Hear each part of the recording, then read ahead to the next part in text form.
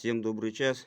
Как обещал, вот решил снять такое небольшое видео, короткое. Все, наверное, у кого есть планеты, сталкивались с такой проблемой, как проскакивает храповик.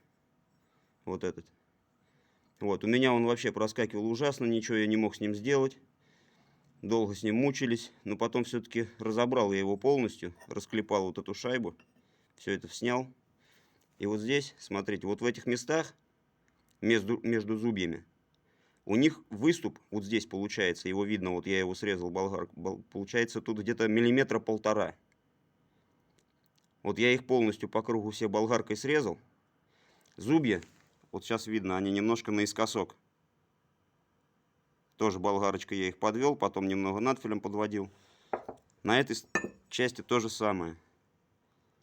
Делаются они наискосок. Вот. И тогда у нее глубина посадки получается на 1,5 миллиметра больше. Все это нормально прям садится.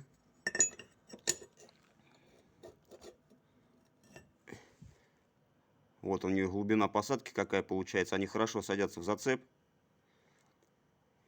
И ничего уже не проскакивает. Допустил я, правда, большую ошибочку. Не хотел я клепать, решил вот эту шайбу я приварить. Вот, не учел того, что сталь высоколегированная, и она просто тупо не варится. Я ее поставил, и буквально через 3-4 раза, наверное, она у меня оторвалась. Сейчас вот все это дело опять снял, все разобрал. Сейчас это заклепаю на место и поставлю. И не надо покупать новую корзину, они сейчас тоже, их, во-первых, найти сложно, именно планетовские. Вот. Думаю, полезно будет тем, у кого вот есть мотоциклы, проблемы, чтобы найти корзину новую. Покупать китайское сейчас это все опять же ненадолго. В общем, вот как-то так получилось.